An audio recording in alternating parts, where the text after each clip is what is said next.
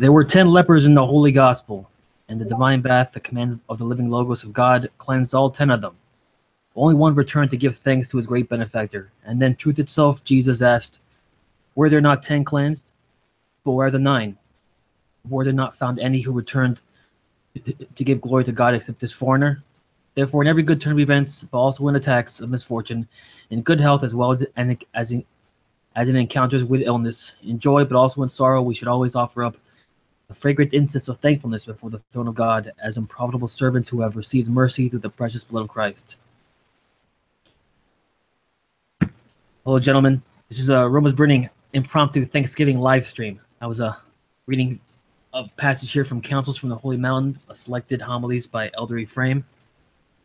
What's up, guys? It's me, Rick. We got Sean here as well. We got Ivan. We got a bunch of other people going to be joining us eventually. Probably gonna run this thing till about maybe 2, maybe 3. See how we just play it by ear. See who gets on here. What's up, guys? How you guys been? Oh, it's pretty unremarkable. just going through the motions. Oh, really? Like, I got a second job as a restaurant attendant. Man, like same here. I just got a second job. I just started this week. Yeah, what's that? At the Home Depot. Nice. Yeah. Nice. I'm just gonna run it for like a year while my apprenticeship kind of gets through that first year. We aren't getting paid very much, so as soon as I get that out of the way, I can quit the second job and just have the one job, because having a second job. I don't even know how much I get paid. I honestly started the job because I was like bored on my weekend. It's like, I don't know what to do now with myself. It's like video games are boring now. So they went off and did like a West Point football game.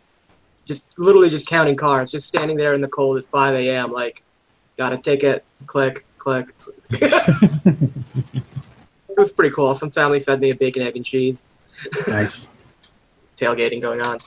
I actually started that job before I applied for it. It's pretty interesting. Wow. So you just went there to start pushing cars for free? They just called the guy up and show up at like 5 a.m. at this place. It's like, if you show up at 5 a.m., that's basically a job application. Like, nobody does that. It's cold as hell, too. Reminds me of what Jordan Peterson was saying about how to avoid protesters at your events. Is you hold them at 7 a.m. when everyone else, when the protesters and hippies and Antifa are busy sleeping, and I'm quoting here, busy sleeping off their drug and alcohol-induced stupor. That they should literally put that into practice. Oh yeah, because you're only going to get people who actually want to go, and they're not going to be like rowdy at all. They're going to be drowsy. You'll get the adults. Like, like early AM Twitter is like the best Twitter. Just study. I'm a huge fan of AM Twitter. My best tweets come out of between like 6 a.m. and 9 a.m. That's it. I'm done. Same. It's also, by the way, that's when the hits are the highest, when you get the most impressions. Because when people get up in the morning, get on the toilet, they start looking on Twitter. Yeah, reading their breakfast. There's the sun's rising. They pop their phone open. They say, "Where the Twitter bros up to?" Yell at someone for their last night's take. This the shit takes. Stay up and debate with me. It's like, I'm going to sleep. Like, nigga, I'm waking up. It's 4 a.m. Nigga, I work early. When I was just like starting off on Twitter, I was always on at like 4 a.m. Because I was always trying to make it to the gym when it was empty. I had a very tiny gym in Ithaca. Oh man, I gotta start doing that. Just like hit the gym at like 4 or 5 a.m. Forget it, because the gym around that I have here, it's a good price. It's close by, but man, I'll tell you what. I'll tell you one thing I'm not thankful for. It's always crowded. Yeah. I hate it when the gym's crowded. It's like I can't do anything. You got only so many squat racks before. And of course, this being Miami and the beach area especially, you know, these guys are bringing in their crappy ass. Oh man, I can't even imagine music, playing the gym in Miami. I can't stomach this. Oh, and also like half of everyone in there is a queer. So see, you know, like I'm in a small town and the gym gets filled up sometimes. So it's like I can't even imagine what like a high density, and especially a beach town. Yeah, this horrible. It's like shopping for gyms there must be something else. Shopping for I'll tell you what you're shopping for. It's a damn flesh market. Yeah, I mean you're trying to maintain the inner fast as well, and you can't because all these scantily clad dames are running about. Can't have it. I can't tolerate it. Should be men only gyms. Gyms segregated by gender. Him and her gym. Him gym, her gym. Same owners. Jack Donovan was all about that. I'm all about it too. What's that? It sounds like a joke, but Jack Donovan's all about it, and that's like one of the things that I was like, yeah, Jack's actually kind of right on that. It's an all-male gym, like, but you know what I mean. We're not allowed to have our own spaces, so you can get about that. Yeah, and he's right about that, but Jack can't run it. Yeah. No, you can't have a. These are the private showers. These are private showers for men. Does Jack usually sit there with a cigar and watch a shower? Yes, that's a part. He's the owner. You can't say no to him. If you do, he will sacrifice rabbits, and you don't want that. Either he watches you shower, or he kills little bunny rabbits. So, guys, what do you thankful for this year? Man, this has been a great year for me. I'm really thankful to God that I'm halfway through my student loans now. So, John, if you could speak a little louder into the mic, for some reason it's not picking you up completely. Okay, how about now? Yeah, a little slightly. Yeah, so I'm really thankful because this year turned out to be really good. I just kind of put my hands in the air and just put like God's will be done. A couple of hiccups, but selling everything I had and getting on the road and trying to dedicate myself to God has got my student loans about halfway paid off. Job looks like it's going to wind down in about a month, so it's pretty good. It's been pretty good. I've grown a lot spiritually, grown a lot professionally, and I'm free and emotionally a lot better than I was in 2016. I'm really happy. Thank God. Oh man, I just noticed I can control your volume individually. I've been running Hangouts for like a year, and it's always been a problem. I didn't know that button was there. I'm dumb. Not good at this stuff, guys. I'm not a pro. Wait, what button? There's a control room button here, and I can adjust people's volumes individually. And Sean runs off his phone, so he's always a little bit lower. I like if I'm doing the editing afterwards, I always gotta adjust like Sean's volume. But now I can just do it here. Man, it's gonna save my ass so much in editing.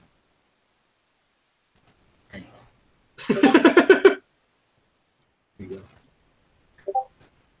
Yeah, I guess you can't say I'm thankful for it right away. It hasn't happened, but getting married soon, that's gonna be great. Gonna have a lot of you guys back down here. That's gonna be solid.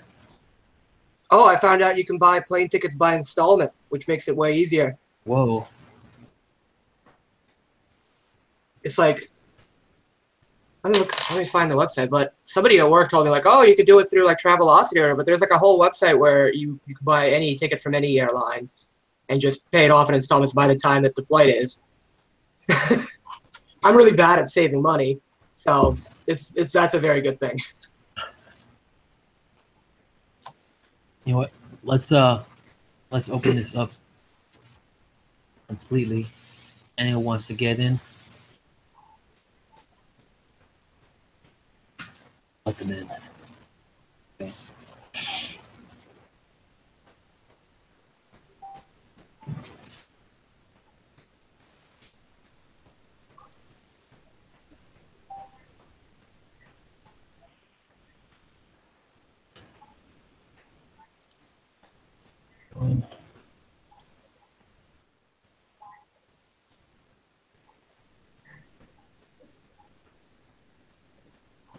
Wrong tweet. Oops. Yeah, I'm gonna go ahead and open this up to the general public.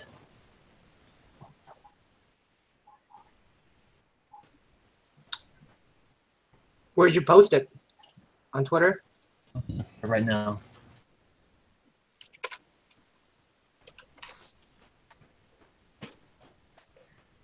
Anybody who wants in, get in. We have 8 viewers, which is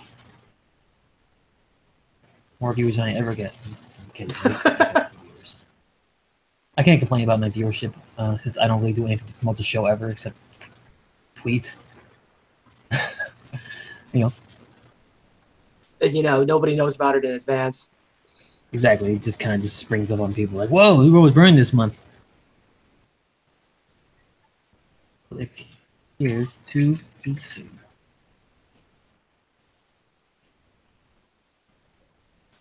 Ready. I've been. Did you hear the episode we put out? Oh, I haven't heard a new one. It was pretty good. It was pretty good. We had Geo on. We had Geo, you know, giant Geo over there. We had Nathan Duffy.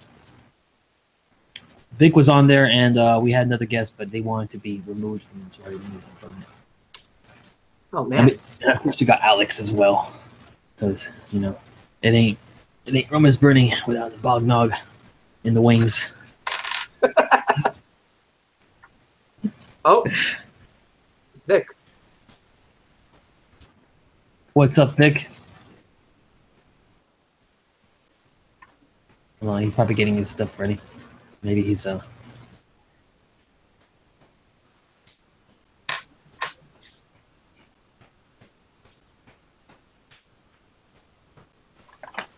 Hey, fellas.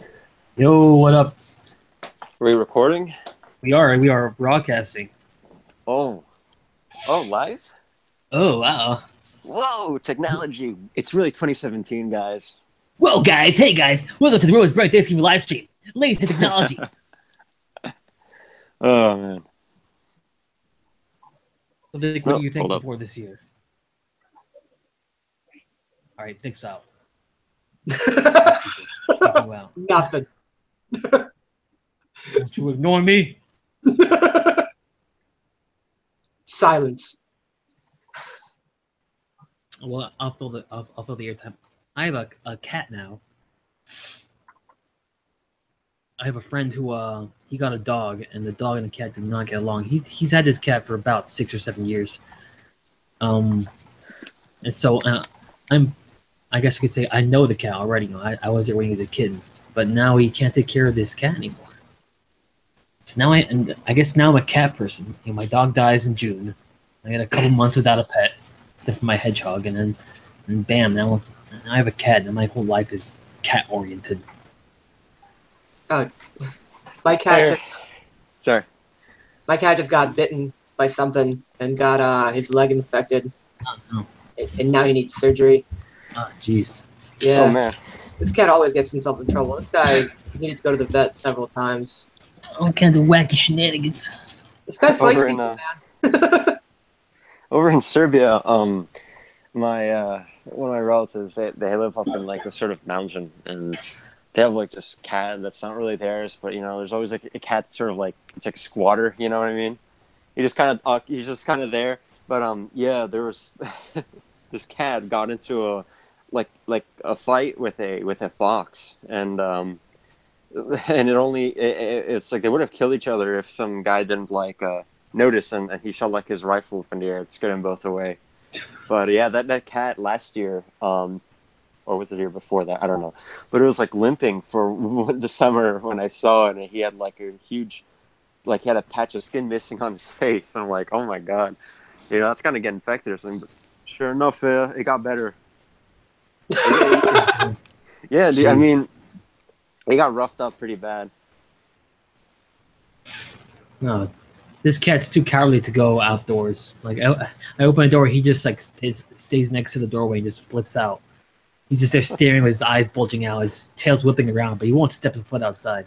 That's so weird. Like, whoa, man, it's crazy out there. I'm not going out there, man. Oh, the predator. My cats always want to go outside. They're like, go outside for 5 minutes, come back in, start meowing at the door. Like, okay. let them in, Mhm. eat. Then they go back outside again. To repeat this all the time. So, like, pick one. So, Vic, what are you thankful for this year? He's gone again. Vic, I swear, I'm sorry. I'm gonna travel wherever you are and just start beating you up. Am I still? Yeah, Okay, yeah. here we go. Okay, here we go. Because I wanted to read the chat, but it opens up YouTube and it's like, oh, and then it kicks me off Hangouts. I'm like, why? No. Oh well, okay. I just want to read. I'm just reading the chat now. Oh, the chat, like the live chat. Oh man, I should probably check the live chat out, huh? Worst See what- podcast ever. Worst podcast ever. I Oh won't no. deny it. It's absolutely true. Being thankful for a bunch of evil white Christians murdering innocent Indians. Whoa. You want them Indian folk? Oh. I'm gonna plug this in some places and see if we can, rake in more All right. people. All right, I'm watching the chat now, so I can read the Spurg chat as we gas on, waste everyone's time. So look, okay, let's throw a question to the Spurg chat. You guys have anyone in your family who's like the guy who tries to start political conversations at the table? You know, the guy who reads the Slate articles about how to handle your Trump supporting family members, and like they're the ones who are like, wow, this is gonna help me this year. Oh God! Thank God I don't.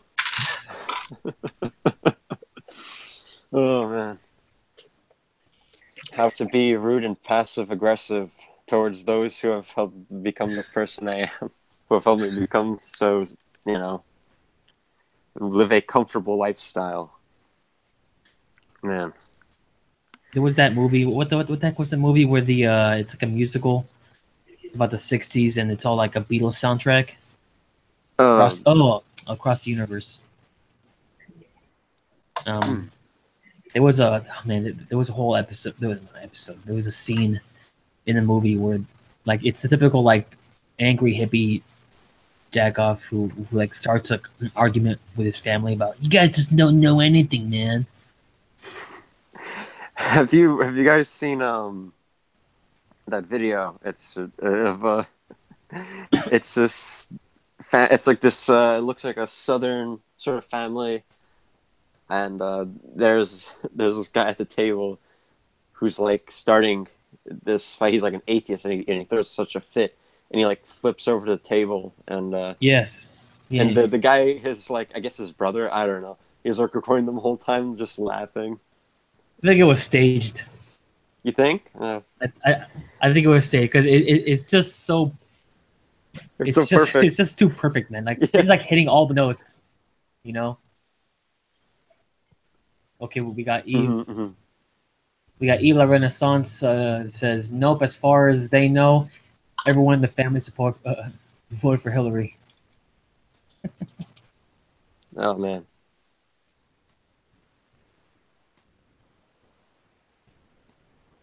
But still, I don't think it's a stretch to say that happens in some families. Like, not a stretch at all. Yeah, we got people who are like, yeah, my brother's like that. Hero Aspiration shows up, says, I think that's my whole family. I got people, I mean, I can talk about anything, with people. But there are people in my family, in my immediate family even, who I just can't have those conversations with. They just flip out on me. They just start getting mad, foaming at the mouth. I'm like, man, I can't do it. I can't do it. They just get so butthurt by everything. Yeah, I understand. Jeez. Yeah, I mean, my family is. I mean, I'm lucky because I can talk to them sort of about this stuff, but it's if I don't have like, well, I need to make sure I don't stray too far from the neocon opinion, or else I get in trouble. So I gotta watch my tongue when it comes to that kind of stuff. every day. Yeah, I live with the people that I have Thanksgiving dinner with, so Yeah. Mm-hmm. nothing. I don't think anything's particularly interesting is gonna happen. I basically stay silent on political matters these days. Yeah, that's probably the best way to go about it. Yeah, man. I mean, not everything has to be that, you know. I mean, Well, people who it's make like, what's the point? yeah, it's like Mhm. go there and just be a normal person. You know, just it's something that's really kind of I watch Father Barnabas Powell a lot on YouTube. Both his Orthodoxy boot camp, but also like his little homilies he does on Sunday. Those are always really great. So he has just kind of this emphasis on just being a normal Christian, being a normal person. It's like this is normal, guys. It's like this is what being normal looks like. Just be a regular, and I gotta say it's really striking a chord with me in that sort of category. Just we don't know what normal is anymore. Everyone's freaking crazy. Yeah. Nowadays, like people, they like choose their friends and enemies like based first and foremost on their like political affiliations, you know. And I think, Or like and their obviously I was fetishes or all kinds of like yeah, stupid things. like you know, I mean, I was a worm back then, so I couldn't tell you for sure, but it seems to me that like back in the I think the late '90s, early 2000s, that was like the last sort of era. That was like the end of the era where you could see people ideologically opposed still being sort of friends, you know. A little bit, yeah. Yeah. Yeah. And It now we just was don't have that. it's it's weird. Like it's like people don't know each other. There's a okay, I'm gonna like badly botch this up, but there was a gamer where he wrote it, but G.K. Chesterton was talking about this sort of thing. He's talking about people who live in small towns versus people who live in big cities. Like to feel like they're more cultured or more aware than people in small towns. But something interesting he said was people in small towns usually have a little more emotional intelligence because they have a smaller circle of people with which to deal with. So those people that they come in conflict with, they have to learn to live with that person somehow. They can't just go to the next street over and encounter an entire new social circle the way people in the big cities can. Yeah, I know. I definitely, I definitely agree. There's, yeah, it always like I guess I'm sort of guilty of that. I don't know. I mean, I don't know. I don't really notice myself looking down on country bumpkins. But like best way to put this is that like whenever I watch videos of just like any sort of video, an interview with like a monk or you know some sort of hermit or monastic, you know, it's like it always surprises me how aware they are of like you know what's going on with the world and like you know how they see everything so happening like so clearly, you know. Because like those people, you know, I mean, they're in isolation for sort of isolation for long periods of time. You know, you wouldn't think that like I don't know, you think they would have no idea what's happening in the outside world, but they are pretty like they're pretty spot on. I was just at a monastery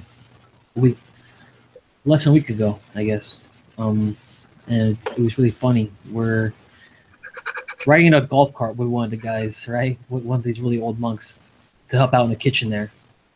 And he's like, "So where are you guys from?" He's a heavy Greek accent because he's like from Mount Athos. And he's like, so where are you guys from?" I'm like, "Oh, from Miami." He's like, "Oh, Sin City, huh?" Yeah, pretty much. Yeah. Oh man. He's like, "That place is bad. You shouldn't live there." I was like, "Been trying to get out for a while, man." Yeah, if there's a will, there's a way, I guess. Come up to Rockland with Gus.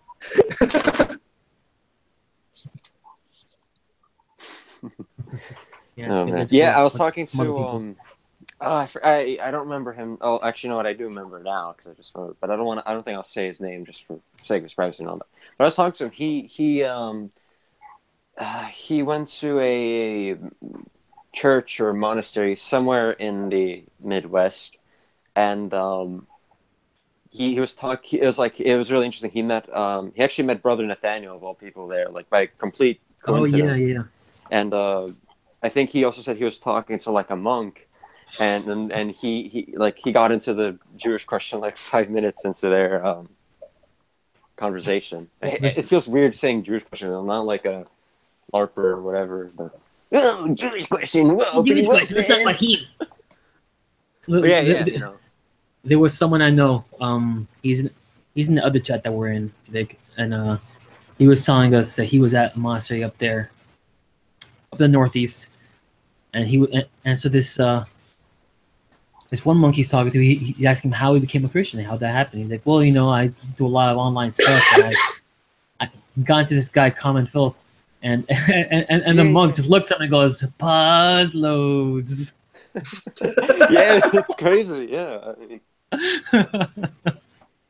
Oh man, I wouldn't be surprised if a few of them heard of your show. I mean, not at all.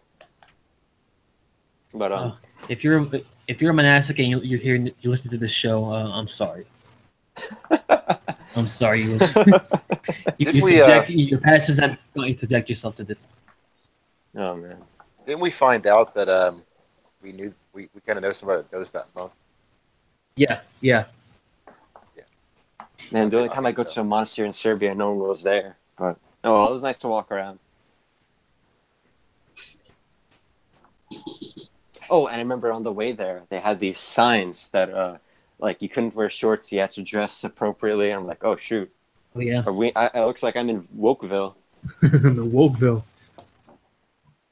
Population U. Yeah, it was, I mean, it was beautiful, man.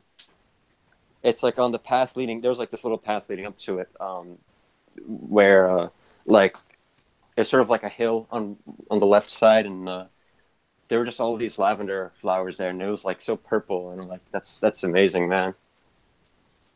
And of course, like from the top of the monastery, you have a view of the mountain, and it's like so photogenic. Really nice, man. Mm-hmm. Nice being out of the godforsaken city. Oh yeah, I'm so glad these places, like, you know, you can't find it on Google Maps. It's just it's off the radar, you know, and I'm like, it's very reassuring. I want to try to visit St. Anthony's over in Arizona during 2018. What's up? Who's there? Who's there? Who is this? Hey. What's up, Daniel? Yeah, no docs, please. Oh, sorry. It's not your first name. It's too late. Okay, all right. It's just the first name. That's the first name. Okay, just the first. That's all I see, at least. This is being broadcasted to the entire world of 18 viewers. Wow, more than the Macy's Thanksgiving Day Parade. Hell. Speaking of which, did you guys watch the dog show? I caught some of it, and I just joined you guys. The dog show? They always have like a dog show right after the parade, and I don't know. It's like I watch it every year. It's like I'm not even into like this competition stuff, but it's still like. I gotta be honest. I've never seen the parade in my entire life. No way. Oh, it is. It's just a bunch of advertisements. It's like, whoa, Pikachu balloon, Pokemon coming out this November. It's every time, man. I've never watched the Thanksgiving Day Parade.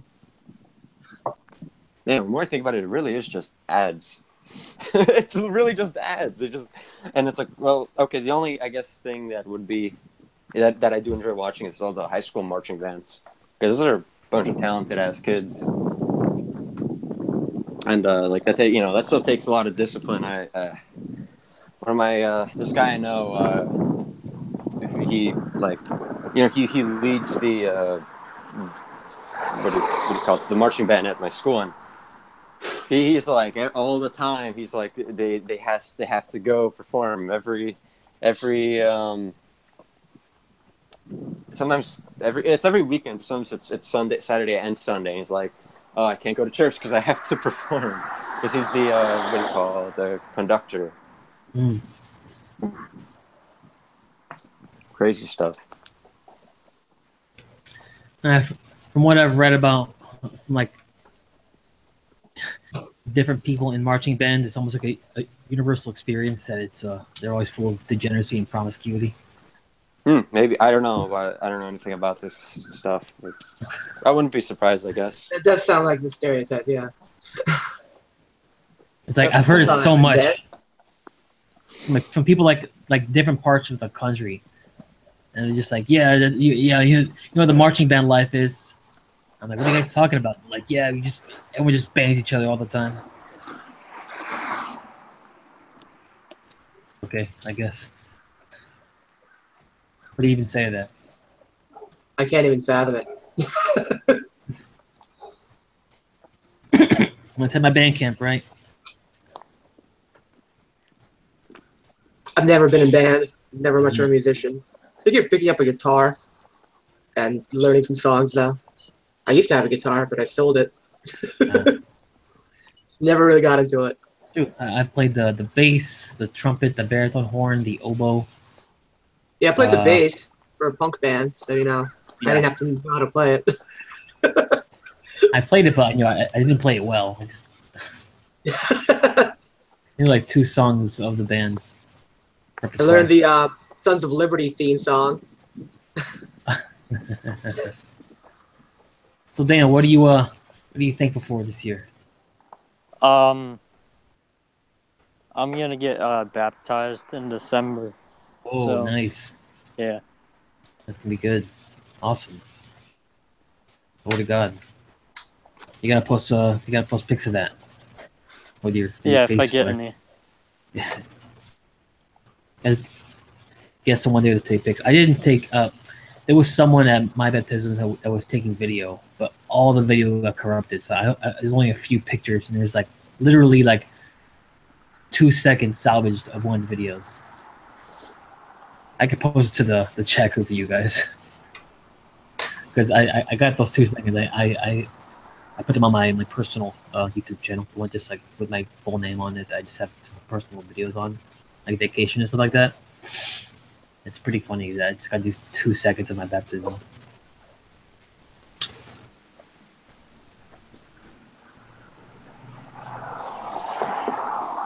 Well, yeah, guys, let's entertain our 19 viewers here. Who's watching? Name yourself. Let's go to the I Spurs can't chat. even see the chat. I don't know.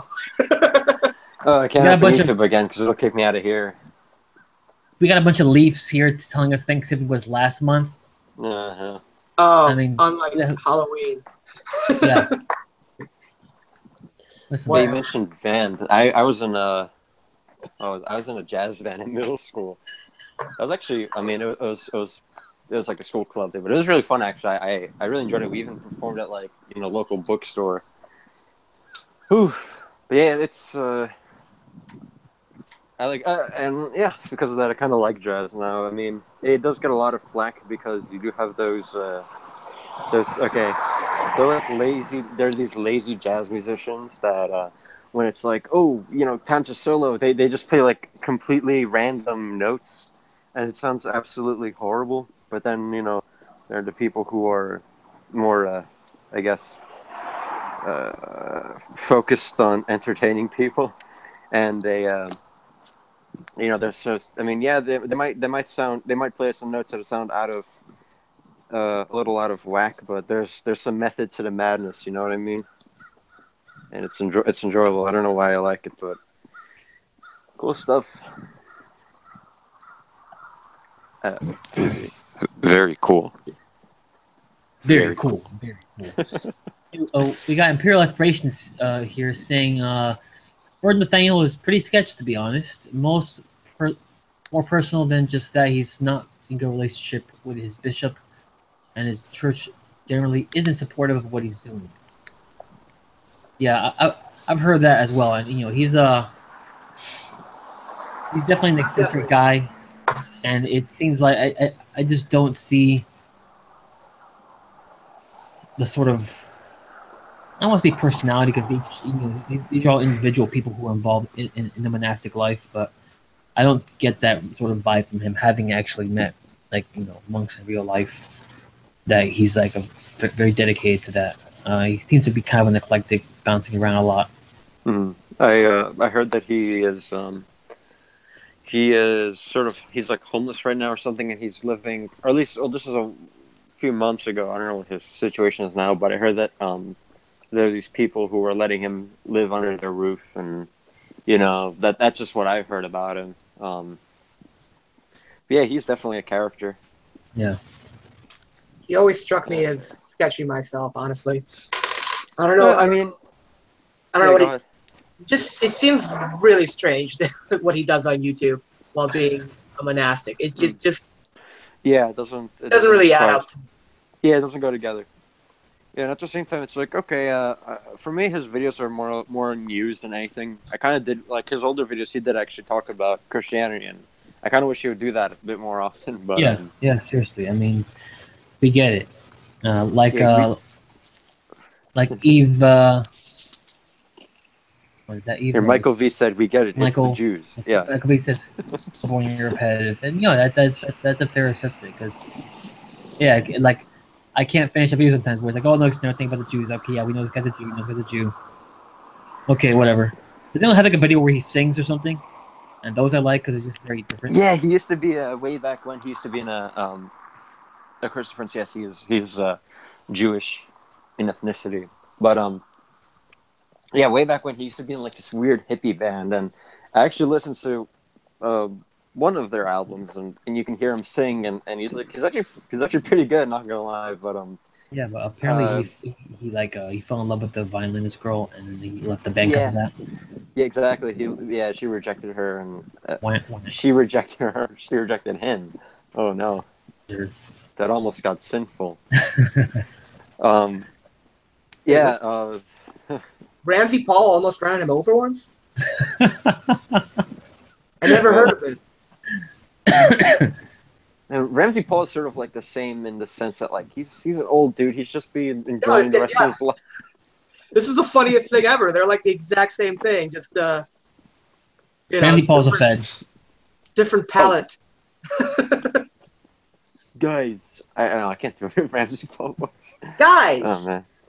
Hey guys, just I can't do it either. I can't do it. Hey guys, we just want our own country. We just want our own country. It's just how it's really friendly guy. Yeah, it's crazy. I haven't watched him in years. I used to watch him not a year. So I'm saying like I stopped watching him like a little more than a year ago.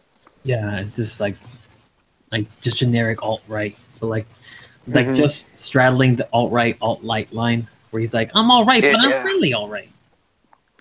He did say some good things about Christianity in the past, though, so that's all right. Yeah, but it's like lower and southern tier good things. It's like, hey, those Christians are great, but it's like I'm too rational. I'm too rational for it. We got Matt 40 in the chat. Whoa! No one in the U.S. except Matt. Right. Wait, well, Matt, Matt 40? Matt 40 is like Fat Morny. Oh, shit, it is him. Damn. Well, Matt, if you want to get up on the stream, you'll feel free to join. The link is in my Twitter. I just put it up like a couple minutes ago. Oh man, imagine we get an epic troll in here. Epic troll, bro. Dude, we're gonna get so owned. Hey, bro, you got so trolled, bro. Thanksgiving, man. Thanksgiving trolling. Told me. Thanksgiving. Oh man. Happy Thanksgiving troll giving. compilation. Happy Thanksgiving, screw Mike Enoch. Well, I don't disagree with that sentiment. Well, I think Mike Enoch screwed himself just fine. He didn't need our help. Right? Yeah, that's true. We gotta say you guys still alive, and dead to the world. Yeah, dead to the world. We are always alive. It is a world that is dead. 24 viewers. I like how Enoch Two has kids. 2 kids but never season. Listen. The ethno state is a bigger priority than my individual children. I'm wondering, is single fatherhood as destructive as single motherhood? Because I mean, I would say yeah, but I'm just the more I think about it, it's like If you look at the statistics, it's like a solid family structure with both parents is the top. Single fatherhood. I'm And then no under that, advocate for single fatherhood. I'm just yeah. just thinking out loud. I'm just saying, though, as far as the Gotcha. stats go. We looked at the data. Look at the data, man. Oh, this is good. Have an absolutely implicit Thanksgiving. Happy Thanksgiving to everyone, but Richard Spencer. Spencer. Someone made this great edit of the picture of him at the, I don't even know where it was, but he's like wearing this suit that's like too tight and looks like he's about to burst out of it. Yeah, someone edited it so his like belly is sticking out. like little belly hairs. If I can find it, I'll like send it to you guys. And doesn't he have a lot of money? Doesn't he have like some big fat trust fund? I mean, you can afford to buy a suit. Sure. I'm just. It's. I mean, if I can afford a suit that fits, you can afford a suit that fits. At least a couple. This soy belly. Rory543 says, by the way, thanks for what you guys have done for me. Most of it has been due to comment filter, but I want to thank you guys too. Well, thank you very much, man. Thank you for your thanks, and we're all thankful for each other. Here you go. I found the image. I'll just drop it in the super secret chat that you're not supposed to know about. Yeah. Wait, Richard Spencer is funded by Jeff Bezos? Yeah, there's a lot of money floating around these things. Look at the pic now. I mean, I'll believe it, but that just makes CIA. He's ready for big nigga season. Okay. Big nigga season. We're for Turkey Day season.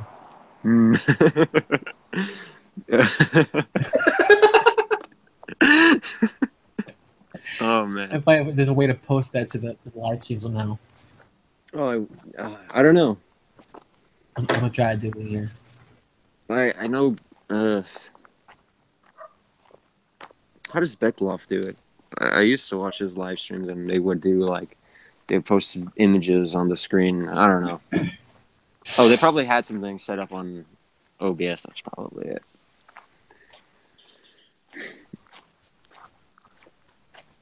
I can't. I'm not sure how to do it. Oh well. Can't put it up, I guess. That's fine. Well, I'll post it to the Twitter. Hey guys, don't forget to like, share, subscribe. Check us out on Twitter at Rick_RiB Forever. Follow Orc Brand. Yeah, also Orc Brand. Follow Orc Brand first, and then. Oh wait! Oh no! Current iteration is Orc_Brand. All right, I'm posting this. Post this picture right now, Vic. It's freaking Spence. This is it going?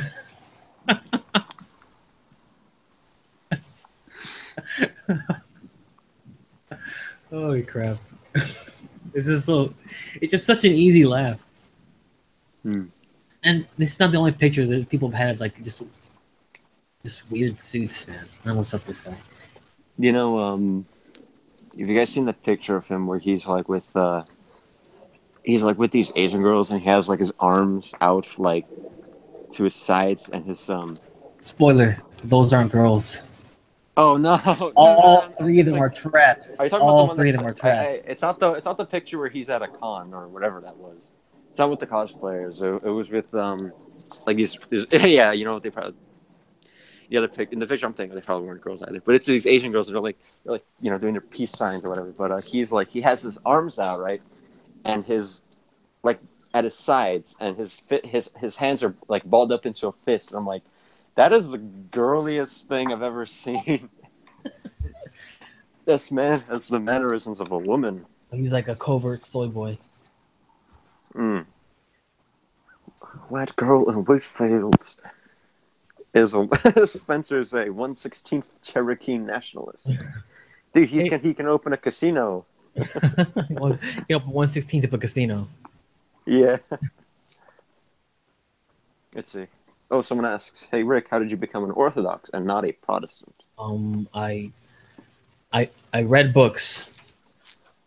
I know it's like a really dickish and dismissive answer, but honestly, like you can't read the entirety of Christian history and not realize that Protestantism was a mistake. And if you do, I just feel like you started with some sort of bias. Like, I was fully ready to. I mean, I started from like square zero, right? I mean, there's a.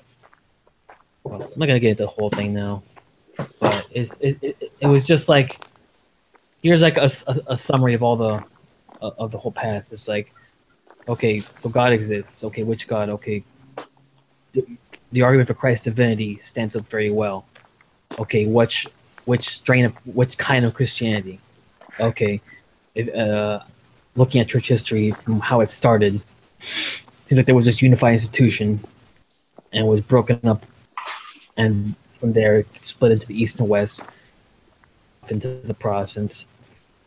Like there was just errors on top of errors, and the East had the greater argument for maintaining the way it was originally. There was a lot of developments of doctrine in the West that I just didn't jive with. I wasn't convinced by the arguments for the papacy, or at least the way the papacy is structured currently. Yeah, I mean, it's once you see like the real depth, and this is upsetting because sometimes I feel like I can't communicate this sort of thing properly. I was talking to somebody recently, and I told them I would send them. They asked me, "What is Orthodoxy?" Because they didn't really get what what the hell is it? What the hell? And I was like, man, I could. The answer I gave, the answer I would have given like a year ago will be different. The answer I give now. The answer I would give like a year ago would be like, well, it's the oldest form of Christianity, the way they kept it the strongest. Straight line of bishops from back all the way to the apostles, yada yada yada, all like the dry arguments. But if you can answer me the question now, what is it? It's hard, man. I can't give you a real answer to it. It's everything. It really is. It's. I can't. It's a process more than anything. Yeah, it's a whole life. Yeah. There's a whole life there. It's not just like, oh, this thing I do sometimes on Sundays. It infuses every aspect of your entire life. For me, I'll make mine really short because I don't want to like. Okay, yeah, for me, it was basically well, first to like Christianity was because it was I'll say like because I came from a sort of I guess philosophical angle, but I'm not a. But I don't want this. Well, I don't want that to sound like I'm well versed in philosophy. I'm absolutely not.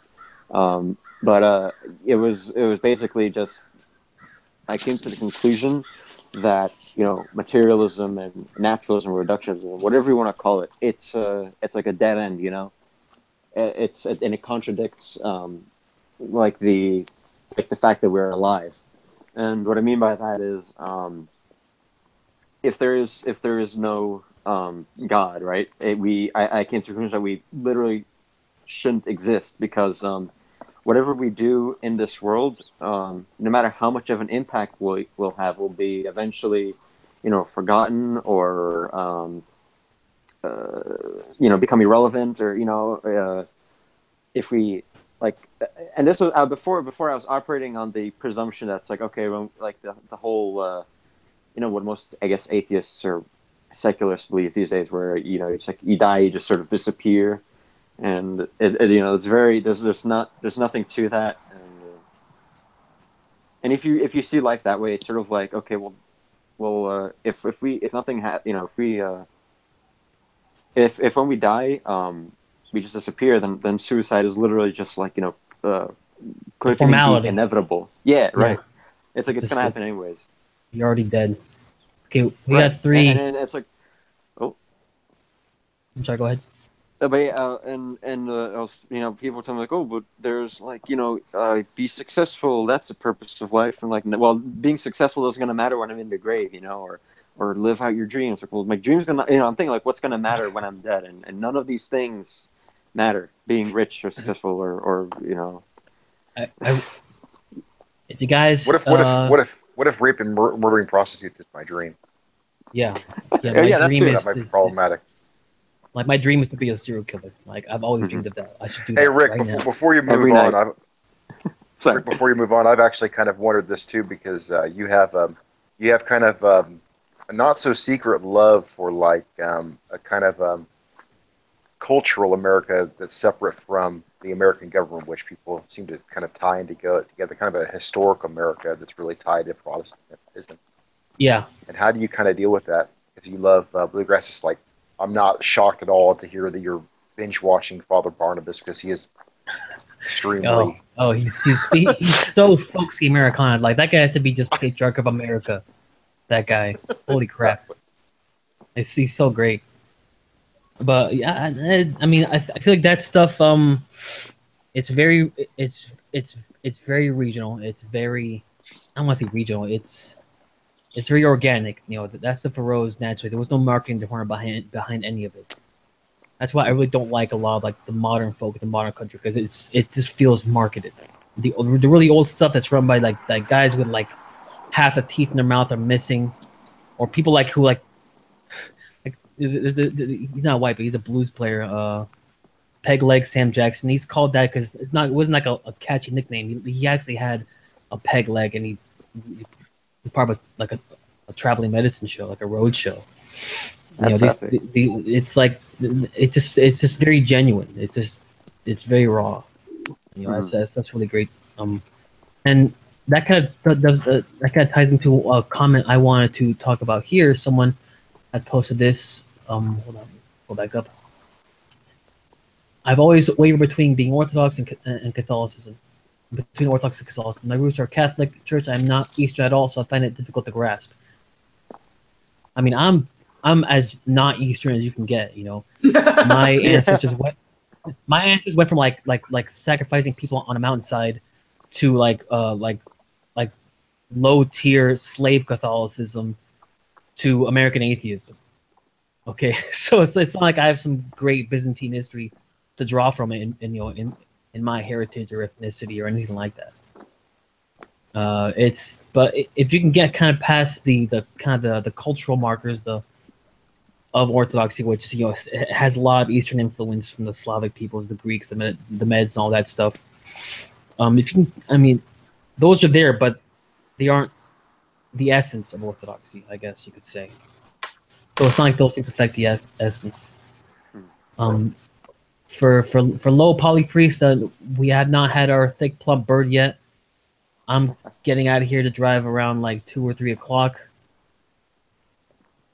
I'm sure you guys are going to be doing that. Sean, unfortunately, is traveling, so I'll have a turkey leg in his honor. And another question here I want to get to. Just out of curiosity, why do you need to be part of a church group as an individual? Read them to. I don't mean it as like a dismissive or snide remark, but read the New Testament. Just read it. Because the life that Christ leaves us, life that the apostles led Christianity into, is not one of solitude. It's not me and my buddy Jesus. It's life as a group. It's life as a community, life in communion with each other. You are meant to. Christ is literally talking about the church that he's leaving behind, and he tells us over and over again that we're to commune and love one another, and that we are to that is to love God and to love our fellow man as to be one with each other. So there's a communal aspect of it, and church isn't just going to church to like feel better or to ask God for things. For Orthodox, I think for most people, it's a communal prayer. It's a form of prayer. Exactly. And I gotta say, there wasn't the part I'm about to go place. I'm sorry, where Christ says, "Where there are two or three of you gathered together in my name, there will be also." That's that's a direct call to commute. That's a direct call to a connectedness with each other. Mhm. That's why that's why here at Rome is burning. We're all about friendship. Yeah. Yeah, it's, I mean, Okay, Giro says you don't need to be in a church. Yeah, yes you do.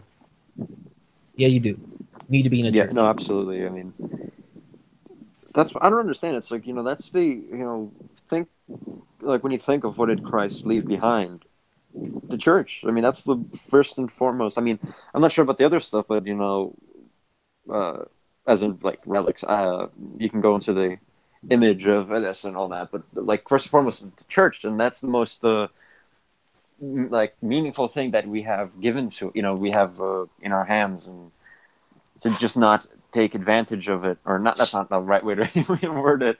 But to not you go to churches like there's just, well, Jesus commanded you to, dude. Yeah, do it. Just do it. Quit. Just do it.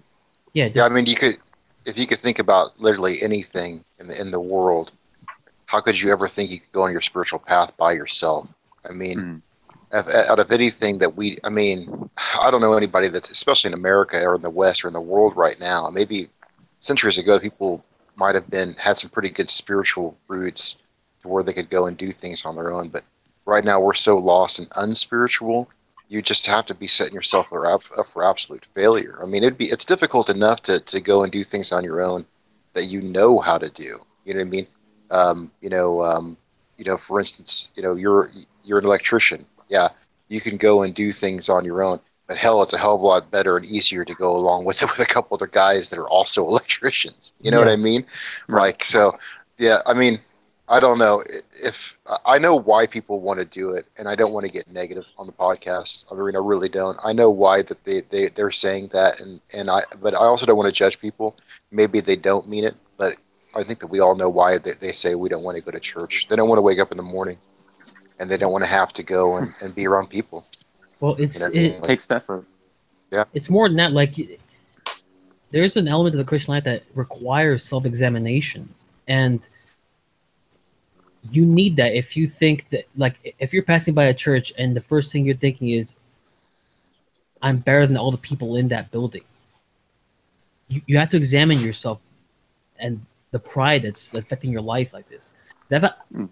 I know a lot of people who were like, "Oh, I can't go any of the churches around me. They're all paused, because the preacher there isn't screaming his head off about bags." Like, put that away. Put this. I'm sorry, it's arrogance. And you have to put it away. And the thing about pride is that It's all you're always. It's always there. Don't ever think you've outrun pride. oh, definitely. But Exactly. what I want to say about pride, and specifically what you were talking about, is that pride is one of the, like, I would say, the worst sin, because when you are prideful, you are unable to have that self reflection, self introspection, and you can't have that, like, inner monologue with yourself, and you sort of assess, like, like you said, people who think that they're so much better than all those Christ folks in the church, or on the whatever, they they can't realize that they're not, because they're too prideful. They're just too sucked up by it, Yeah, and this isn't like and they double down on everything. yeah, and like Sean says, this isn't about this isn't about being negative or judgmental towards these people, but it's about diagnosis. And we're we're all suffering through pride. That's something Yeah, I deal with constantly. It's I see somebody, I get mad. I'm sorry, Sean. that's Go a ahead. good point. That's a good point. Rick, when I say that, guys, I really mean it. I know this person because I am this person. You know what I mean? I do this over and over again. Whenever I talk to people or something like that, it's like, realize I generally was exactly where you're standing, or I've known somebody exactly where you're standing. I come from that background. I come from that.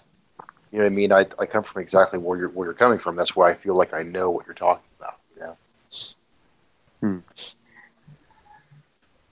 And as for people not going to church, I mean, there are just some people out there who don't have a church nearby, and I mean, I feel for them because what can you do?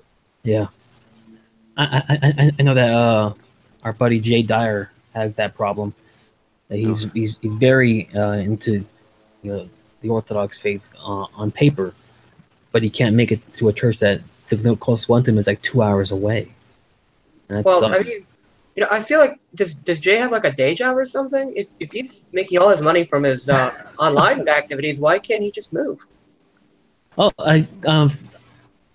I actually spoke to him recently, and that is what he's planning. He's planning to move pretty soon. Because I mean, if I So, could afford it, thank I God would for move that. closer to where I go to church. Like Yeah, definitely, and I hope it goes well for him. I hope he's able to get I mean, that done ideally, you want to be in soon. walking distance of everything you do.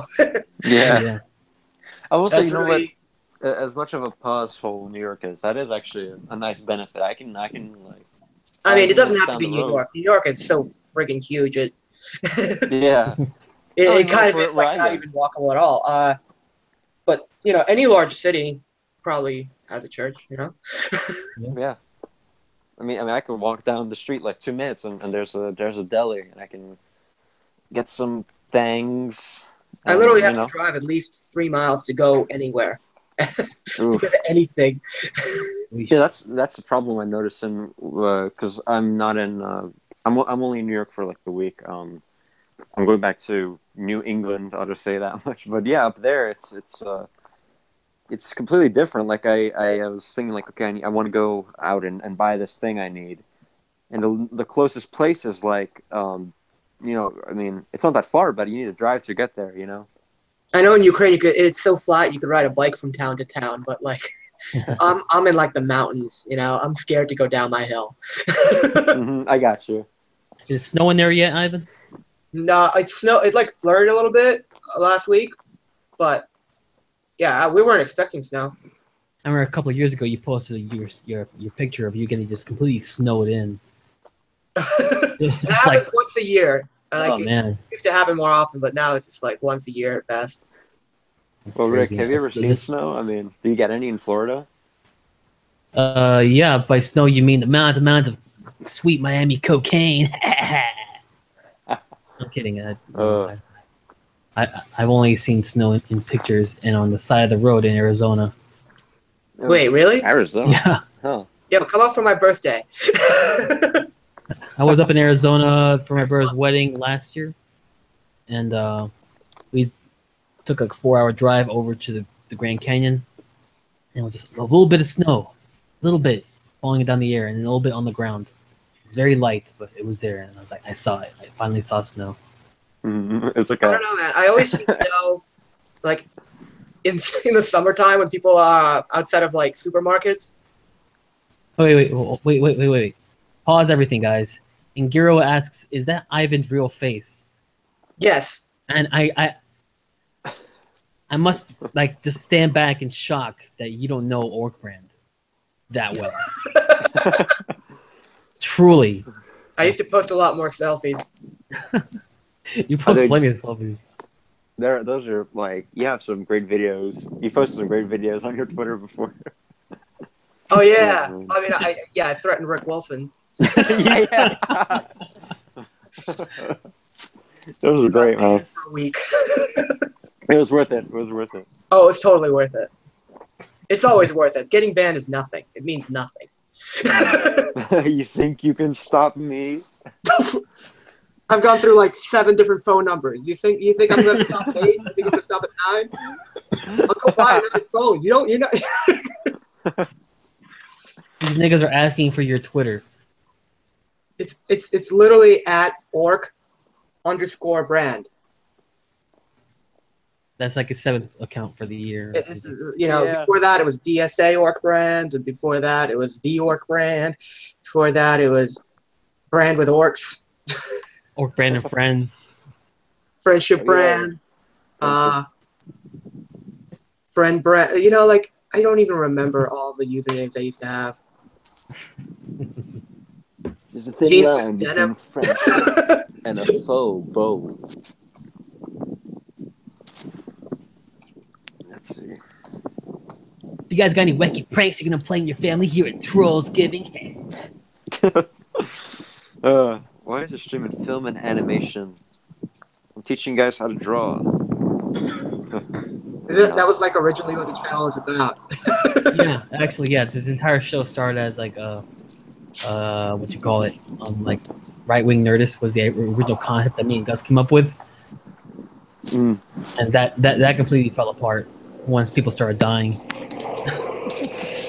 Like, you know, people getting bombed like every week over in Europe. We can't just talk about stupid movies all day. Oh, we still talk about stupid movies plenty of times, but you know, we get into some serious stuff as well. Speaking about stupid movies, I watched Full Metal Jacket last night. I really loved it. Great movie. Great movie, yeah. Unbelievable. You thought it was better than Apocalypse Now? I thought it was better than Apocalypse Now, yeah. Because I mean, or at least it was more memorable. Because when I think back about it, I don't really remember all that much about Apocalypse Now. I remember the whole I forget the name of the character, but you know the guy who went crazy, played by I forgot the actor's name too. Brando, Colonel Kuntz. Yeah, Brando. I remember that. I remember some scenes in the jungle, and I remember that weird. There was like that show that they put on. It was like a stage and everything. There were a whole bunch of dancers. And that's about it. It's hard for me to compare the two movies because they're so different from each other. But if you want a fun little factoid about Apocalypse Now, Dennis Hopper's character, the journalist guy, that was actually like his. Okay, at the time they were going to make a movie about Charles Manson, and Dennis Hopper was going to play Charlie. The movie fell through, but he had prepped this character so much already. He met with Manson several times, and they talked, and he talked to all his followers, and he had this whole character down. So he put all that kind of effort and research, I guess, that character building into this character in Apocalypse Now. So what you're seeing there, what would have been Dennis Hopper's take on Charles Manson. Interesting. I'm going to stack something on top of that just because this is interesting as well. So Dennis Hopper was tapped to work on this by Francis Ford Coppola, and Francis Ford Coppola was going to have Brando come in, and they were going to write the movie together. And so Hopper agrees to it, but he said he just wanted to have one scene with Brando because he loved Brando. So they ship out Dennis Hopper to the Philippines with some of the other cast members. And for about a month and a half while they're working out there in the Philippines, it's a month and a half before Brando even shows up. And Brando shows up for $1 million a week. That's what he promises to do the film with. And so a month and a half, Hopper's out there in the Philippines, and he has his own death squad. And they're doing exercises and climbing up trees, and like he's with former Rangers and shit. Like totally epically going into complete and total what do you call that? Method acting type role, like role playing. You know what I mean? Yeah. Uh-huh. And apparently, so Brando gets there, right? And so little did Dennis Hopper know when Brando arrives, Coppola's asking about Heart of Darkness, the book that this is basically based off of. And Brando just kind of dismisses it and says, "Yeah, I never did read that, Francis." And Francis flips the fuck out, and he's like, "This is what the whole movie's about. How did you not read that book? You're basically, I'm paying you $1 million per week to come out here, and the only thing that I had you do is to read the book." Before you came out, Brandon's like, "I'm not reading the book. It's fucking stupid." And and so later on, they have this big feast in the middle of the Philippines. This is like 1971 or something, and so Dennis Hopper has a little red Rangers book that one of the Rangers gave to him in his boot. And so he's like kind of loaded or whatever. And he's like, "So I guess you haven't read the book yet, huh, Marlon?" And fucking Marlon flips out and he's like, I don't think this shit from some little punk like fucking Dennis Hopper. And he gets up and he storms off and he's pissed off. So then Dennis Hopper goes and gets drunk as hell because he's pissed off too. And then what's that? And also because he's Dennis Hopper. Yeah, because he's Dennis Hopper. It's like, what else are you going to do? And so then the Philippines are going to, because it's the Philippines, the Filipinos are like, so how do we welcome all these great movie stars? I know what we'll do. We'll just make two Filipinos get into an octagon and beat the shit out of each other for them. And so they have this fight, and they bring all these Hollywood actors out there, and Dennis Hopper sits behind Brando and like controls him, and like the whole entire time. And so then they go to another movie, and then they like almost get basically a fist fight, and end up throwing and then like so then Dennis Hopper challenges Marlon Brando to a fist fight at this little after party or whatever, and then like randomly walks off and like falls down. Next day, Brando says to Francis Ford Coppola, he says, "I will do this film. We'll go off on a 2 week go off for 2 weeks, and we'll write this film together. But when I get back, I will not do one scene with Dennis Hopper. Some extra will come in, and I will speak to him, and then some of the extra will come in and be me for Dennis Hopper. We will not do one scene together." Yeah, that's how the movie went. Wow. Yeah, Brando always kind of came off as super like arrogant at times. Like you just watch interviews, and I don't know. I mean, one of my favorite movies is yeah. I was gonna say my favorite Brando movie is I think it's called like Down by the Watershed or something like Down by the Waterfront. That's a great movie. Everyone should watch. Oh yeah. The best Brando performance is in his son's trial, L.A. in the early '90s. You got to watch that. Hmm. What is that? I remember that. What's that one, Sean? His son's trial? Yeah, his son was got in a bunch of trouble in the '90s, and he went and testified for his son. Oh. Let's see I forget what he did. I think he raped a girl or something. Oh. Hollywood Babylon, man. Yep. Check out the new episode out now. Check out the new episode out now. Robo's Running, episode 31. Hollywood Babylon. Have a good night. Subscribe. Are you guys still on Patreon? Yeah, we actually are still on Patreon. Interesting. We got some loyal supporters there who are mysteriously giving like nerds like us money, us broke ass guys, to run this show. But it helps cover the server costs, so I can't complain. Mm-hmm. By server costs, I mean like the WordPress account kind of. Yeah. Hey guys, I'm gonna go now. Sorry I didn't really say too much. Oh, it's fine, Daniel. Thank you for joining us. Yeah, maybe next time I'll have more to say. See ya, bro. Yeah. Thank God he's left. Jeez. That guy. I'd say horrible things. I'm gonna say horrible things about him for no reason. Oh man. You guys know the actor way back when, James Cagney. He was like, he does one scene in the movie. It wasn't Double Indemnity.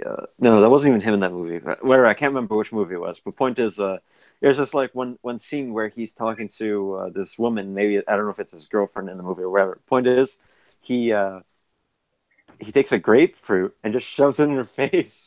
And it was like I was laughing so hard when I saw that, and back then that caused like a huge controversy. Like, well, you can't do that on, you can't do that on film. It was like the equivalent of I don't know. I don't even know. It's Home Alone. It says, the one in the comments. Okay, I got that Brando story for you. On May 16th, on May 16th, 1990, Christian Brando fatally shot Dag Drolet, the boyfriend of his half-sister Cheyenne, at his father's residence in Mulholland Drive in the Hollywood Hills. The family drama and trial were heavily publicized that year. He pleaded guilty to manslaughter and was sentenced to prison in 1991. He was released in 1996. In 2004, information introduced at the trial of Robert Blake for the 2001 murder of his wife, Bonnie Lee Bakley, exposed Brando's relationship with Bakley and his possible involvement with her murder. In 2005, Brando pleaded no contest to spousal abuse of his then-wife, Deborah, and was given probation. He died of pneumonia on January 26, 2008 at age 49. Hollywood Babylon, correct. That I thought of like the day after I put out the episode. Well, the day that I was editing it, it was like Monday or Tuesday or whatever. This stuff's all coming out now, and everyone's kind of commenting about why it's coming out now. All this big avalanche of accusations, And I gotta help but think. I mean, I can't help but think of the sort of free reign that Jeff Sessions has been given by the Trump administration to prosecute all these human trafficking people. You know, he's bringing in like more in 1 year than Obama did in his entire both terms combined. A huge amount of people being rounded up for human trafficking, and huge and of course, the media has not touched any of it because why would they? They're probably involved in most of it. So, I can't help but think that along the way, certain people who would have otherwise been enforcers or strong cultural influences to keep quiet have been caught up in this and have kind of given them a more of a looser atmosphere in those circles for these accusations to kind of fly more safely. You think those are connected? Oh yeah. I think. I mean, if you watch those like creepy Joe Biden videos, where like all these people coming in to be confirmed, and like Joe Biden's like just feeling those kids up, like right in front of their parents. Oh yeah. And Jeff Sessions is like the only guy who like literally slaps his hand away. Yeah, smacks his hand away. He knows what the hell's like. It was like, yeah, I totally believe that this guy's behind a lot of this stuff coming out, or you know, his being there and what he's doing with the human traffickers and pimps and all that. That's definitely having blowback in Hollywood, who are huge customers. You're like, you know talking about like there was one roundup that they got like 800 people. Like that's more than I thought would ever. It's such a just huge number. Like one huge white arrest, and it's like hundreds of people get caught up, and like 2,000 people busted out, who were like they're victims. Like these huge numbers, how come they aren't being thrown out in the media all day? Like look at these huge numbers of people getting arrested. I mean, unless you're on like the fringe weird media circles, you aren't aware of any of this.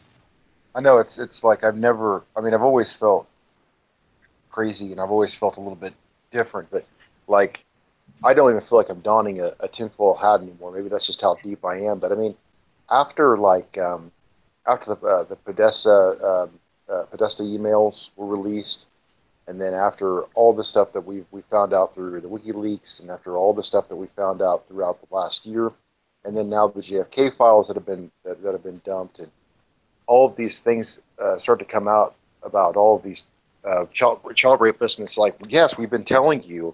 We've been saying this for years. I'm like telling my friends, I've been saying this for years, and they're like, what the fuck are you talking about? I never heard any of this stuff.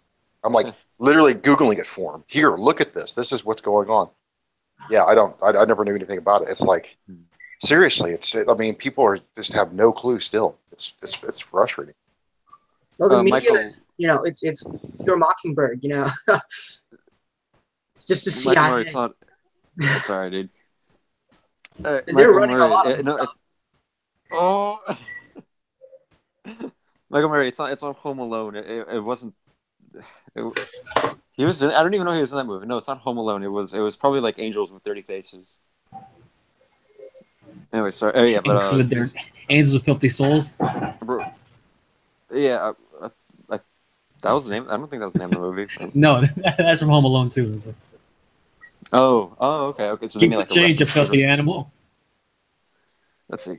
Come on, I think we knew deep down how messed up Hollywood is. Well, yeah, it does feel like one of those things where it's like, yeah, we all kind of knew, but it's just now we have proof. Well, I guess not all of us, but you know, people who are on the woke train. Some of these stories are stupid though. Like Louis C.K. whipped his dick out in front of some women who visited his hotel room. Are we supposed to be surprised by that? No, I don't think you gotta be surprised by it. For decades. I really can't say I'm surprised now. Yeah, if you just look at the guy, he looks like a guy who jerks off a lot. Yeah, you just look at him. He's balding. I mean, that's already a joke that he's making in his own shows all the time. Exactly. I'm always masturbating, guys. I'm always masturbating. Okay, we believed you. I mean, he had a whole episode of Louis dedicated to it. Yeah. with like a Christian girl's like, yeah, you shouldn't do it. You shouldn't masturbate. And he's like, yeah, I think I'm gonna do it. I'm gonna do it thinking of you. And then they have like a weird, awkward date. Like it's kind of a gross episode. Yeah. Yeah. It's so weird, man, because I've been trying to watch something on Netflix today, and just trying to find anything to watch because this is like my first day off where I just don't do anything. You know, and I'm just looking at all these. Basically, I never ever go to the popular on Netflix or trending now because it's generally just crap. You know what I mean? Like whatever's popular on Netflix or whatever is trending on Netflix, I'll guarantee that it's going to be horrible. You know what I mean? And of course, I went through it today, and it's just junk. It's all just trash. You know? And What did you see? what's that? What did you see? Like what example? Well, just like I'll go through there kind of right now. There's one that looked halfway interesting. It was like a 1922, a Stephen King type of thing. Okay, yeah, I saw that one too.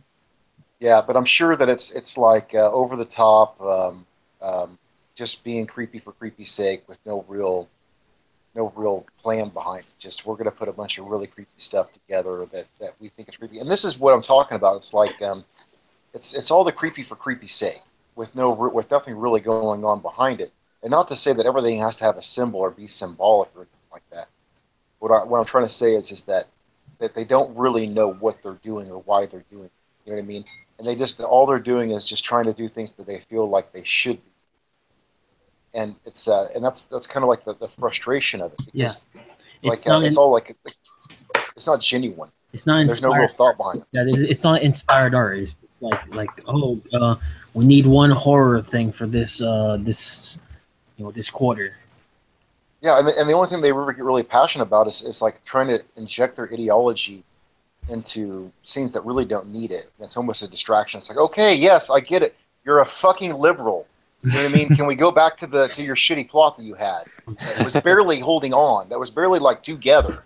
And then you have to throw this out of nowhere to show how multicultural you are and how much you love gays and how horrible flyover the states are. And their culture just needs to die.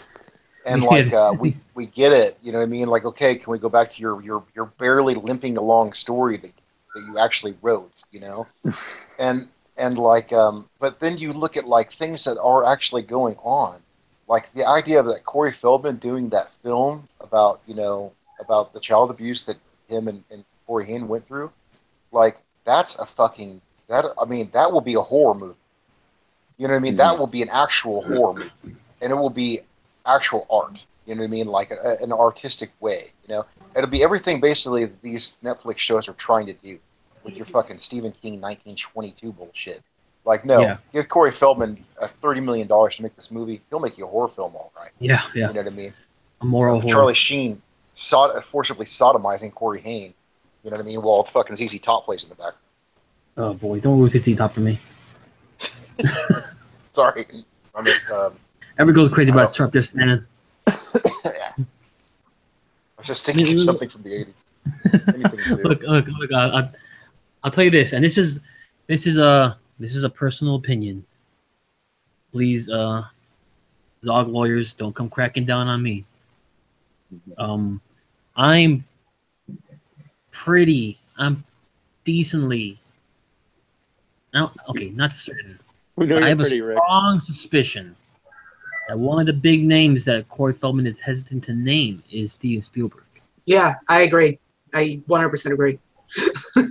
Because of the sort of like overly sentimental, precocious way Spielberg approaches childhood in his movies, but also as someone who he worked with very closely and someone who's still he said like these big names. If I said it to you, you'd recognize them, or they're still very big and powerful.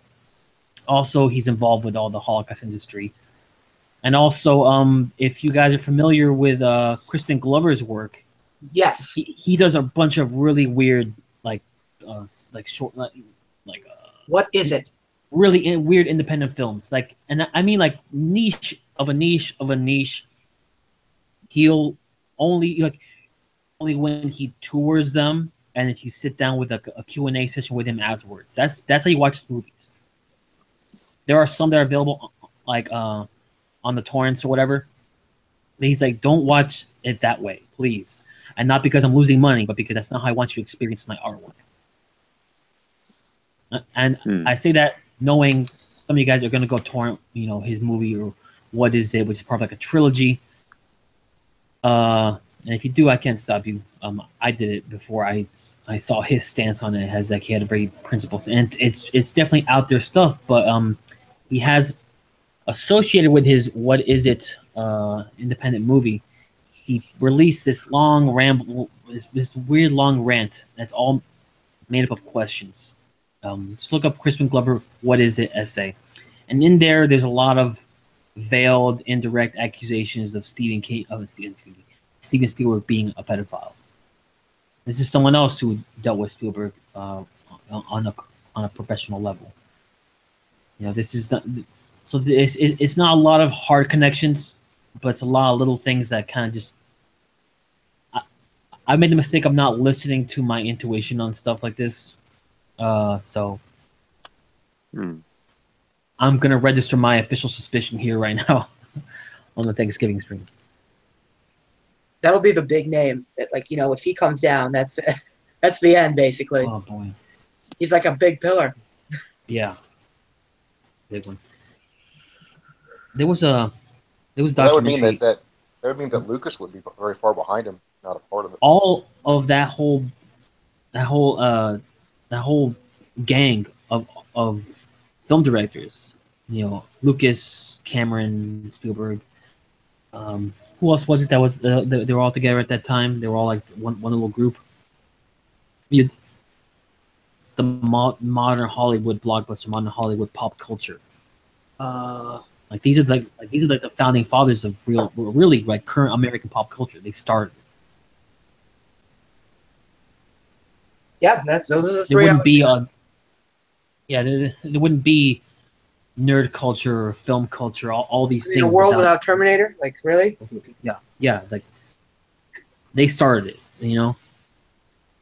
If one or more of them are involved in this thing, man, that will be the equivalent, finally the equivalent of the molestation scandal for the Catholic Church. That would be the equivalent for Hollywood, having big names like that come crashing down.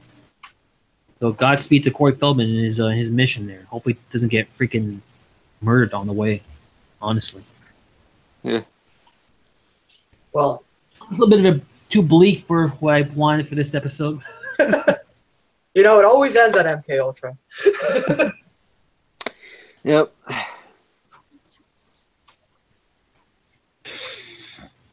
What you guys, positive note? Are you going to end the episode? No. I still got more. Oh, I finally watched that Andy and Jim with Jim Carrey, and it brought up a lot of the same crap that we talked about before, Rick. And I tweeted out earlier. I said I just watched the new Andy and Jim. There's supposed to be a documentary about Jim Carrey being stuck inside the character of Andy Kaufman, but it really was a documentary about the character of Jim Carrey trying to become Jim Carrey. Still work in progress. No clue. Yeah.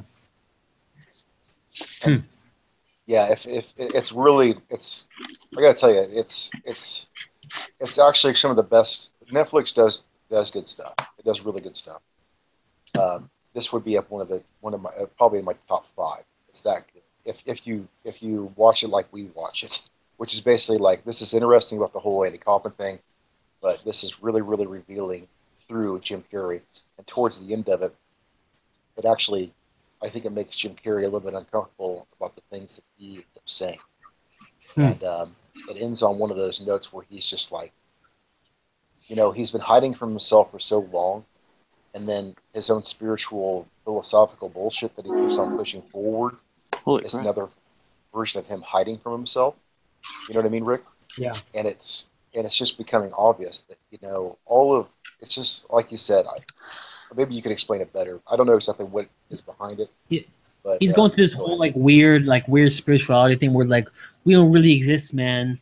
Your consciousness, your personality, it's all an illusion. You aren't you. It's this is someone trying to dissolve themselves like that in this weird pseudo spiritual way. It's like somebody took too much acid. Honestly, that's what happens to you. the first counter apology.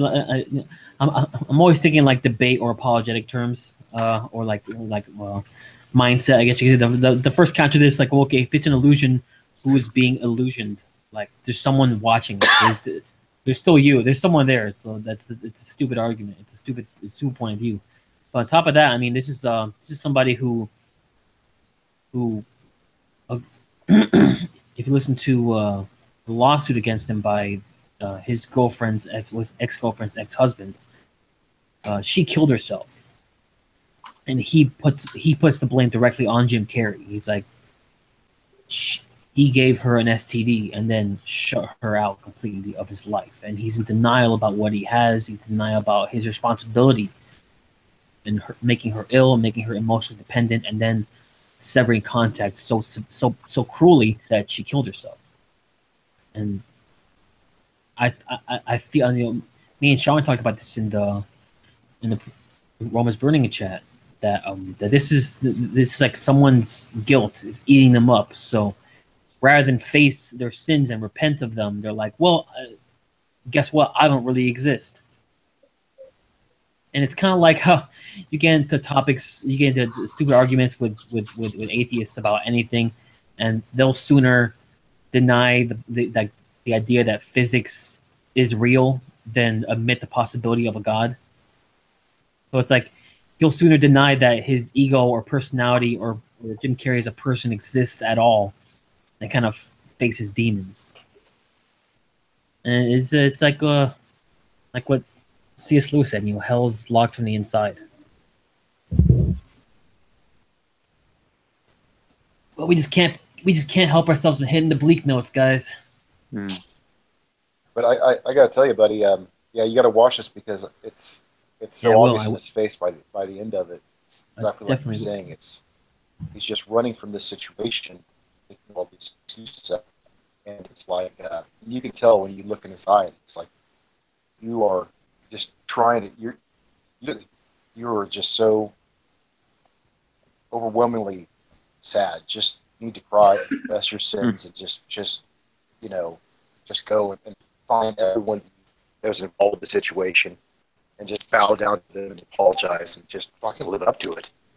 Yeah. You know what I mean? If you guys want to take it on a less bleak note, you guys read that Krang article about Krang? No. Like the fucking Chapo loser. He wrote the article like Trump fans are owning libs by getting disowned by their families. Like it was on Vice like the other day. No, I don't check Vice unless someone like pressures me to checking Vice. So people were talking about it. So it's like he's showing examples of people like getting into fights on Facebook and then like getting disinvited or you have like losing friends. He's like, oh, look at how they're owning libs. Like they're totally ruining their lives. They can't just tell that their politics are offensive to people and they just alienate everyone. And it's like, dude, like look at your article. Like look in the mirror. Like you're literally making shit jokes about the president and then you're wondering like why people are, feel the need to fight you on the internet. Like maybe you are actually people, and in the end, he ends the article saying like, well, what's the solution about this tribalism in this country? He doesn't look at himself or anything like that. He just goes, I don't know. I just don't know. You can't face it. It's like, dude, like look at yourself for a minute. Like you're literally part of this equation. You're a mirror image of what you're talking about. Okay, let's hit the Spurg chat here. Krang, like from Ninja Turtles. Yeah, well, that's his avatar on Twitter. Yeah. Oh yeah. Yeah. He's one of those irony Twitter irony cells. Irony cells. Thoughts on nostalgia. You look at the comments and people calling an article thoughtful. It's like his conclusions are literally nothing. He has nothing. There's nothing, no real thought here. He's just like making fun of people he doesn't like that you happen to not like. Yeah, there's no call to self-reflection. Like, guys, is the family really the place to deplatform people? It's like maybe we could just have dinner. Like deplatform from this family, guys. Son, I'm sorry, I'm deplatforming you. I'm I'm like, you know, looking around on Facebook, and this group was suggested to me called like Slavic chat, and first thing I see, and I because it got recommended to me because like two of my friends are in it, and neither of them are Slavic, but whatever. First thing I see is this guy. He has all this cocaine on this table, and it's in the shape of the Adidas logo, and I'm like, this is like, I don't know. I should have. I guess I should have expected this, but yet I'm looking through this, and this is like the absolute like worst of like this. These people are trash on here, man. They just kind of show up, say, "Ho ho, look at the tracksuits. Time to buy Adidas clothing. Time to buy Adidas clothing." It's like oh, it's I don't know, man. It just pisses me off so much. Let's see, Yeah. calling Tesla Croatian. Like he's not a friggin' Croat. Thoughts on Nostalgia Wound? Nice, light hard topic. Have you guys watched any of Nostalgia Wound's videos? Yeah, I've been keeping up. That's pretty. No, I don't know who that is. It's the guy who ran Common Filth. Now he has a channel called Nostalgia Wound, where it's just like he finds the most weirdest like bargain bin, like video games, and just does reviews. Never heard of. Like from like systems like 15 years ago, like the games that cost $2 or like $1 if you're lucky, and he'll do a review of them. And it's funny the first two or couple he like wove in some social commentary with it, but now they're just reviews of the games. And it's kind of weird, like oh, I'm reviewing Roller Coaster Maker 2003 on PlayStation 1. Why? It's an indictment of the Trump administration. No, he's just they're just very they're very. It seems like it's like he's trying to separate himself from the whole Common Filth. I think it's an expression of like a personal interest, and I can kind of I guess I can respect that. It's kind of interesting on that level, that like some weird niche thing that only you were interested in, and you can think about it. You get people watch it. It's you look at his commentary on it. But I've never been much of a gamer at all, so I can't really like get into it or like compare his critique of games, of gameplay, of this and that. Doesn't mean we need to get rid of Rick. He's not a gamer. Sorry, dude. Gotta go. You're not a real gamer. Well, minorities and women aren't allowed. So that's good. I'm not a gamer because I have no life. I'm a gamer because I hate minorities and women.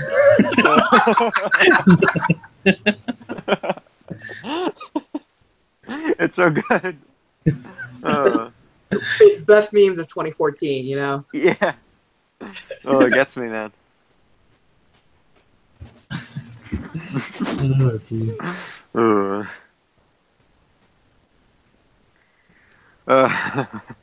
Okay. Oh man. You know what? It's gaming is one of those things that I wish I wasn't interested in. There's a whole bunch of stuff I'm interested in. I wish I wasn't. Yeah. Yeah, like social media. Yeah, exactly. I love social media. What, Sean? I wish I wasn't interested in sin. Ooh. That'd be nice. Yeah. I sin like every second. If I'm not thinking directly of God, like saying the Jesus prayer with all of my heart and all my soul, I will sin it'll just become unbelievable. Oh, I feel you, man. Yeah, just my brain by itself. Yeah, it's going straight to sin.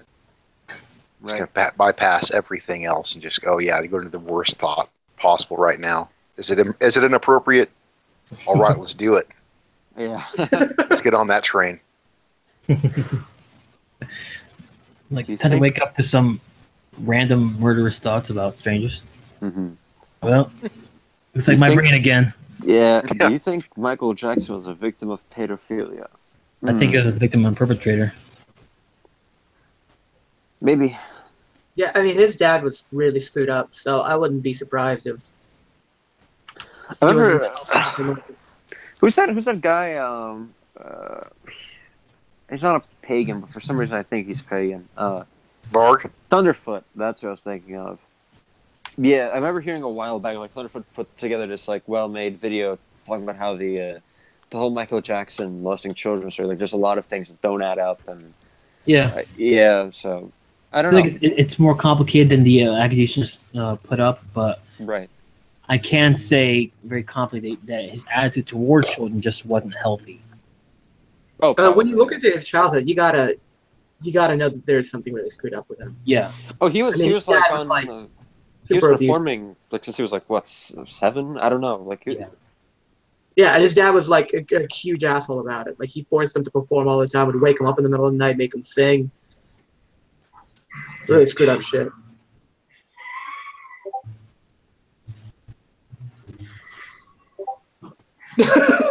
He was an honorary white. No, I don't think so. He was that counterfeit white. Honorary. Michael Jackson's a black man. I do like his dad's power move though. I mean, like, yeah, you're gonna get up right now and you're gonna perform at 3 a.m. Whenever I want. You know what I mean? Like, I mean, that's the kind of dad that you're not gonna want to piss off. If he tells you to clean your room, you're gonna clean your room.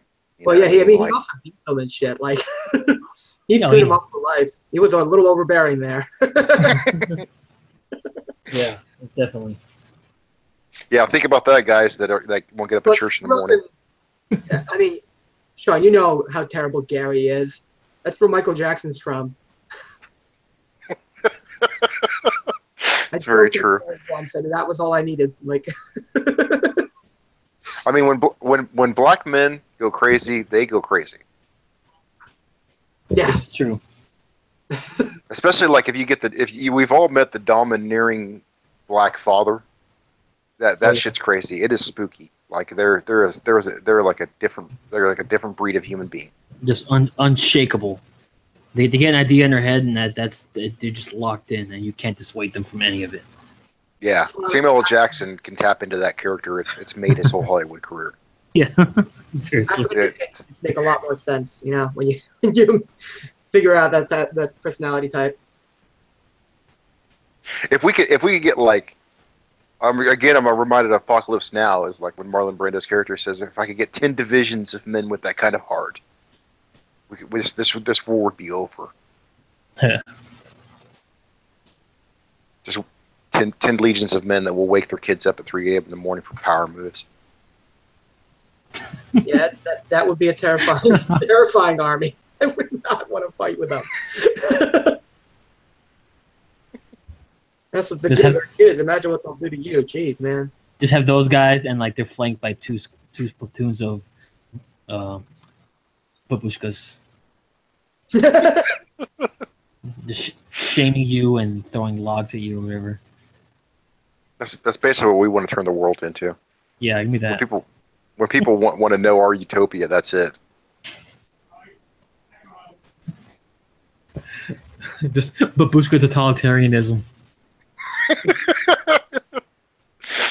You watch out. That's what Stalin had. Just watching you from the high-rise apartment building, from just staring down at you from the balcony.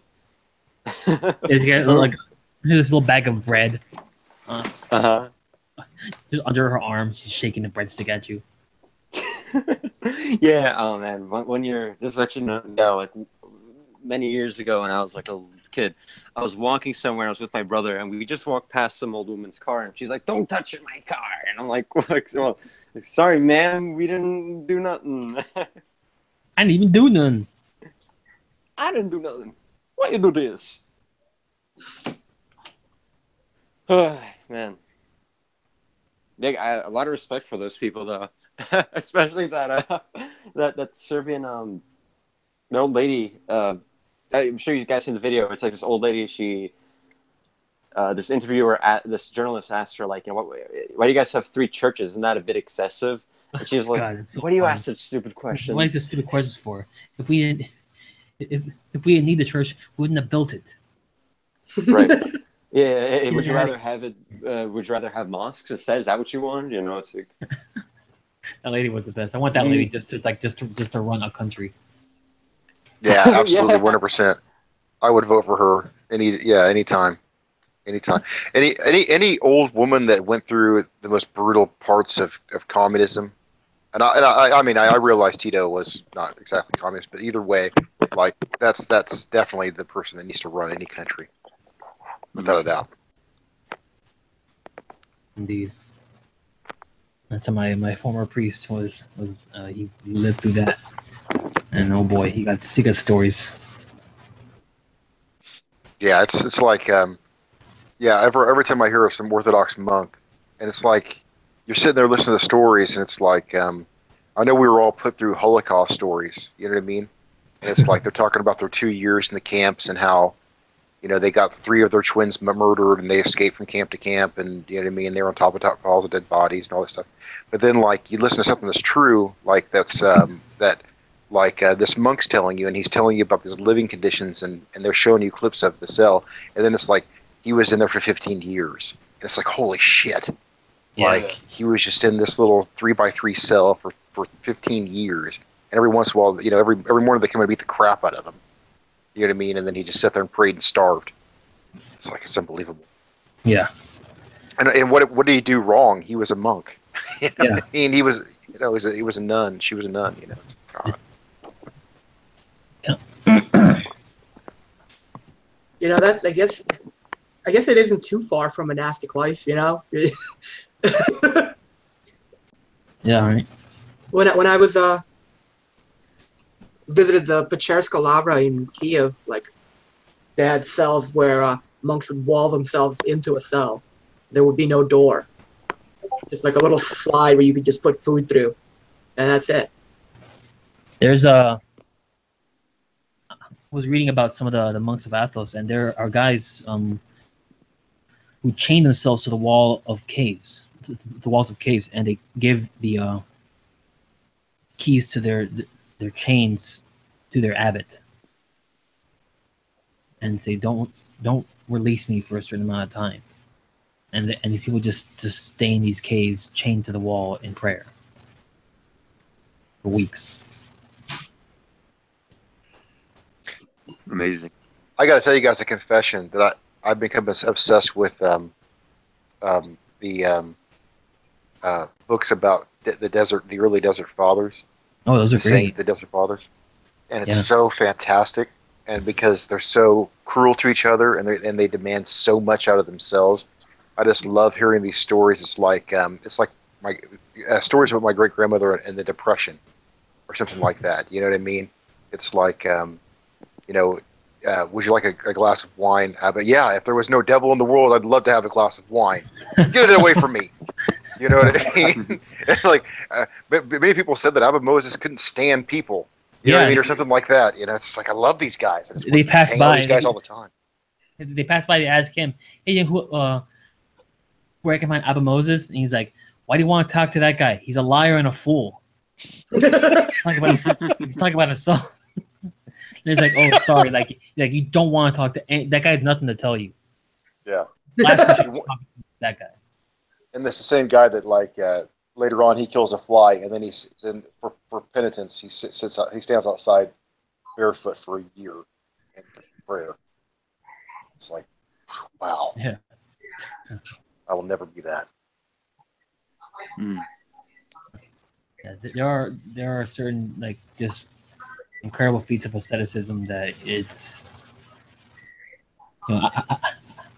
I have trouble skipping a meal. I can't imagine going like 3 days with just nothing, maybe like a crust of bread, if I'm lucky. But but even so, I mean, I think the fasts in Orthodoxy do kind of train you to manage those things better, and that's what's so great about them. Is you have to approach them with a glad heart. You can't be like, "Oh, it's time for the fast again." You have to kind of approach them, relishing the challenge of it, because we're also just doing it wrong. If you're hating it the entire time, you're doing it wrong.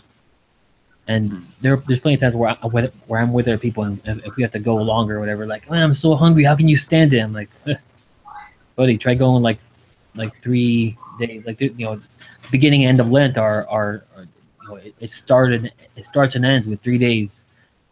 What the strict way is you eat nothing and you drink nothing. The priest will sometimes give you permission to kind of take a little bit of slack on yourself, like, okay, well, you just don't, or just eat vegetables with no seasoning or something like that.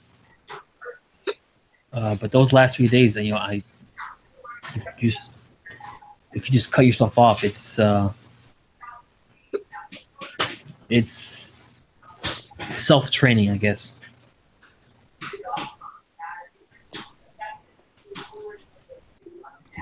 You rule your body rather than having your body's urges rule you.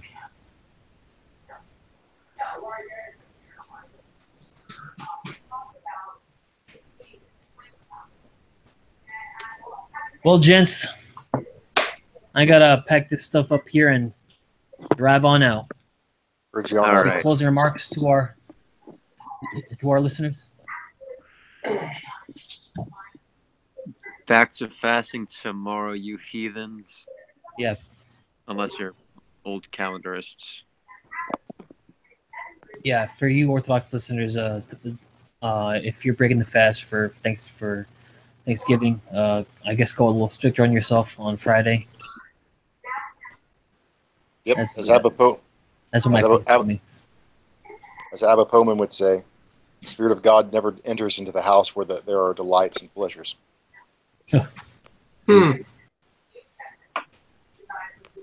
Always remember that. Indeed. Mm-hmm. All right, gentlemen, have a good Thanksgiving, and You too, buddy. be thankful. You too. Be thankful. God bless you. Indeed. Love you all.